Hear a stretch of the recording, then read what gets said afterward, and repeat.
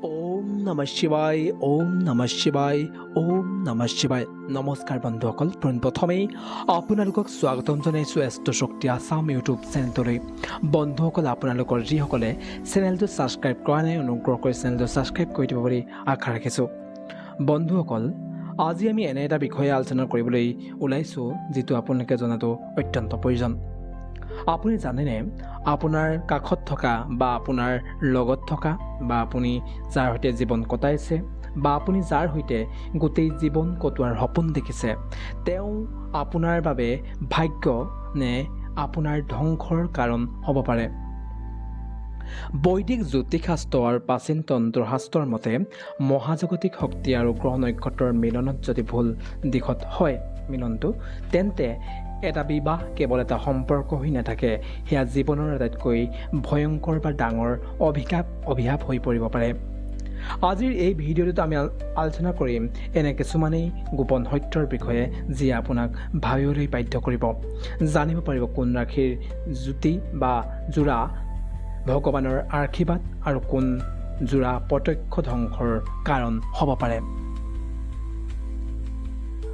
বলক আমি এতিয়া প্ৰথমেই জানো সৰ্বশ্ৰেষ্ঠ বৈবাহিক যোৰা বা জ্যোতি যিটো মহাজাগতিক মিলনৰ আটাইতকৈ শক্তিশালী যোৰা হিচাপে ধৰা হয় প্ৰথমেই দুই ৰাশিৰ যোৰা হৈছে প্ৰথম ৰাশিৰ যোৰাটো হৈছে মেঘ আৰু ধনু ৰাশিৰ যোৰা অগ্নিতত্ত্বৰ এই দুই ৰাশি যেতিয়া একত্ৰিত হয় তেওঁলোকৰ শক্তিয়ে পৃথিৱী জয় কৰিব পাৰে এওঁলোকৰ মাজত কোনো প্ৰবঞ্চনা নাথাকে বিশ্বাস আৰু উদ্যমী হৈছে এওঁলোকৰ সম্পৰ্কৰ চিৰস্থায়ী কৰি ৰখাৰ এটা অতি গুৰুত্বপূৰ্ণ বিষয় মানে তেওঁলোকৰ যিটো চৰিত্ৰ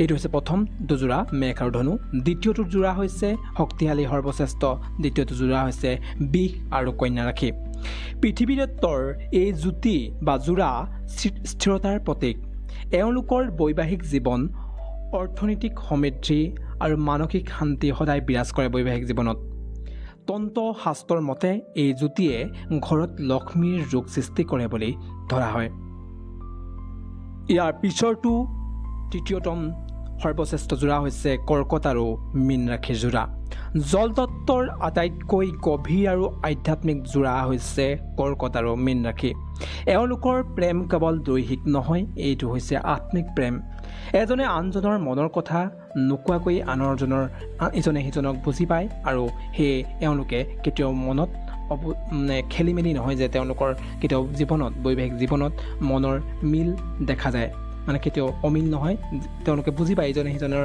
মনৰ যিটো ধাৰণা ইয়াৰ পিছৰটো চতুৰ্থতম শ্ৰেষ্ঠতম যোৰাটো হৈছে মিথুন আৰু তুলা বায়ুতত্ত্বৰ এই জ্যোতিয়ে বৌদ্ধিক আৰু সামাজিকভাৱে ইজনে সিজনক সম্পূৰ্ণ কৰি তোলে এওঁলোকৰ জীৱন সদায় আনন্দ আৰু নতুনত্বৰে ভৰা দেখা যায় এইটো হৈছে চতুৰ্থতম যোৰা আৰু পঞ্চমতম শ্ৰেষ্ঠ যোৰা হৈছে সিংহ আৰু ধনু ৰাশি ৰাজকীয় শক্তি আৰু সাহসৰ মিলন হৈছে সিংহ আৰু ধনুৰ যোৰাটো এই যোৰাই সমাজত সন্মান আৰু আধিপত্য লাভ কৰিব পাৰে এইটো পঞ্চমতম শ্ৰেষ্ঠ যোৰা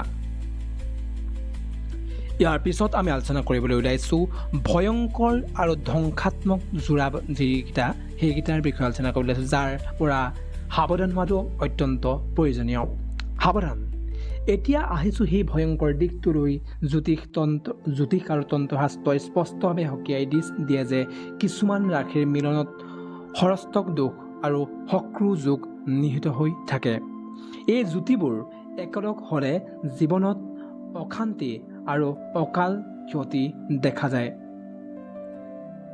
এই ভয়ংকৰ ধ্বংসাত্মক যোৰাৰ প্ৰথমটো যোৰা হৈছে মেঘ আৰু বৃশ্চিক ৰাশি দুইৰে অধিপতি মংগল গ্ৰহ হ'লেও মেঘ হৈছে প্ৰকাশ্য জুই আৰু বৃশ্চিক হৈছে গোপন বিষাক্ত লাভা এওঁলোকৰ সম্পৰ্কত অহংকাৰৰ যুঁজ আৰু সন্দেহ ইমানেই ভয়ানক হয় যে ই আত্মধ্বংসলৈ গতি কৰিব পাৰে এই যোৰাটো অত্যন্ত ভয়ংকৰ যোৰা বুলি জ্যোতিষশাস্ত্ৰত দেখা যায় সিংহ আৰু বৃশ্চিক ৰাশি হৈছে দ্বিতীয়টো ভয়ংকৰ যোৰা অগ্নি আৰু পানীৰ ভয়ংকৰ সংঘাত সিংহই বিচাৰে আধিপত্য আৰু বৃশ্চিকে বিচাৰে মানসিক নিয়ন্ত্ৰণ। এওঁলোকৰ সংসাৰত এখন নিতৌ যুদ্ধক্ষেত্ৰলৈ দৰে পৰিণত হয়, মানে এওঁলোকৰ কাজিয়া পেচাল অত্যন্ত হোৱা দেখা যায় এওঁলোকৰ জীৱনত। ইয়াৰ পিছৰটো তৃতীয়তম ভয়ংকৰ যোৰা হৈছে কন্যা আৰু ধনু। কন্যা ৰাশিৰ প্ৰতিটো কথা নিখুঁতভাৱে বিচৰা স্বভাৱ আৰু ধনু ৰাশিৰ বেপেৰুৱা মনে পৰস্পৰৰ জীৱন অসহ্যকৰ কৰি তোলে, মানে ইজনে সিজনৰ লগত মিল নাখায়। তন্ত্ৰশাস্ত্ৰৰ মতে এই যুতিয়ে গৃহত নেতিবাচক শক্তিক আকৰ্ষণ কৰে বুলি ধৰা হয়। ইয়াৰ পিছৰটো হৈছে মকৰ আৰু মিথুন। মকৰৰ কঠোৰ বাস্তৱবাদ আৰু মিথুনৰ চঞ্চলতাই সম্পৰ্কক এনে এক শূন্যতা আনি দিয়ে যিয়ে বিচ্ছেদ আৰু বিষণ্ণতাৰ জন্ম দিয়ে। এইকেইটা ৰাশি অত্যন্ত ভয়ংকৰ যোৰা হয়। কুম্ভ আৰু কৰ্কট ৰাশি হৈছে পঞ্চমটো যোৰা। কৰ্কট অত্যন্ত আৱেগিক হয়, কিন্তু কুম্ভ সম্পূৰ্ণ ব্যৱহাৰিক আৰু উদাসীন। এই যুতিয়ে ইজনে সিজনৰ মানসিক আঘাতৰ কাৰণ হৈ পৰে, এওঁলোক কাৰণ হৈ পৰে। গতিকে এওঁলোকৰ সম্পৰ্কত সুখ দেখা নাযায়।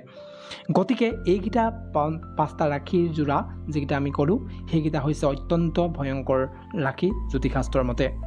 ৰাশিৰ যোৰা মানে বৈবাহিক ক্ষেত্ৰত বা প্ৰেমৰ ক্ষেত্ৰত। যদি আপুনি ইতিমধ্যে এনে কোনো সম্পৰ্কত বান্ধ খাইছে, তেন্তে আপুনি কি কৰিব? সম্পৰ্ক শেষ কৰি দিয়াই একমাত্ৰ উপায় নে?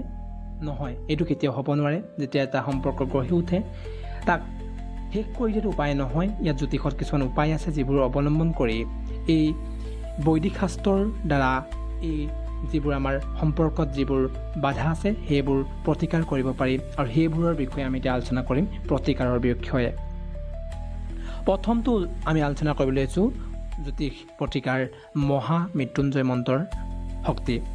যদি বৈবাহিক জীৱনৰ কোনো ঘোৰ অশান্তি আৰু ভয়ংকৰ দুখ থাকে, প্ৰতি সোমবাৰে স্বামী স্ত্ৰীয়ে একেলগে শিৱ মন্দিৰলৈ গৈ 108 বাৰ মহামৃত্যুঞ্জয় মন্ত্ৰ জপ কৰিব লাগে। ই নেতিবাচক শক্তি নাশ কৰে।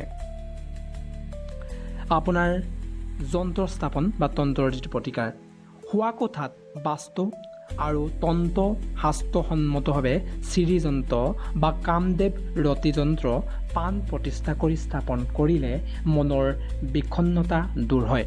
এনেও কৰিব পাৰে আপোনালোকে এই যন্ত্ৰ বা তন্ত্ৰ প্ৰতিকাৰতেই যন্ত্ৰ স্থাপন কৰিও কৰিব পাৰে আপুনি প্ৰতিকাৰ। জলতন্ত্ৰ আৰু নিমখৰ প্ৰয়োগ। প্ৰতি মংগলবাৰে আৰু শনিবাৰে ঘৰ মচা পানীত এমুঠি সাগৰীয়া নিমখ দি, মানে আমাৰ যিটো খোৱা নিমখ দি ঘৰ পৰিষ্কাৰ কৰিব। এনে কৰিলে আপোনাৰ এই বাধাবোৰ দূৰ হ'ব। ই ঘৰৰ পৰা সংঘাত আৰু অপশক্তি আঁতৰাই ৰাখিব। আৰু ইয়াৰ একেবাৰে শেষৰটো প্ৰতিকাৰ হিচাপে দান কাৰ্য। যদি মংগল আৰু ৰাহুৰ কাৰণে সম্পৰ্কত বিষাক্ত পৰিৱেশৰ সৃষ্টি হৈছে, মানে ইজনে সিজনৰ মাজত বিভেদ সৃষ্টি হৈছে, তেন্তে বুধবাৰে মগু দাইল আৰু শনিবাৰে কলা তিল দান কৰিব। এনে কৰিলে আপোনাৰ এই বৈবাহিক যিটো বিবাদৰ বা বৈবাহিক যিটো অশান্তিৰ নাশ হ'ব আৰু আপোনালোকৰ জীৱনত শান্তি আহিব। গ্ৰহৰ গতি কেতিয়াও মিছা নহয়, কিন্তু শাস্ত্ৰই কয় উপযুক্ত জ্ঞান আৰু সতৰ্কতাই আটাইতকৈ ডাঙৰ বিপদৰ পৰাও আপোনাক ৰক্ষা কৰিব পাৰে। আপোনাৰ সংগীৰ ৰাশি কি আৰু যোৰাকেইটা এই ৰাশিৰ যোৰাৰ ভিতৰত পৰিছেনে নাই সেয়া জনাব আৰু কমেণ্ট বক্সত জনাব। যদি ভিডিঅ'টো ভাল পায় লাইক কৰিব আৰু বন্ধুবৰ্গৰ পৰিয়ালবৰ্গৰ মাজত শ্বেয়াৰ কৰিব আৰু চেনেলটো ছাবস্ক্ৰাইব কৰিব। আৰু আপোনালোকৰ প্ৰত্যেকটো ৰাশিৰ যোৰাই শুভ হওক, সদায় বিবাহ বা প্ৰেম জীৱন সদায় শুভ হওক, তাৰ এই কামনাৰে আজিৰ ভিডিঅ'টো ইমানতে সামৰণি মাৰিছোঁ। জয় শ্ৰীৰাম, জয় শ্ৰীৰাম, জয় শ্ৰীৰাম।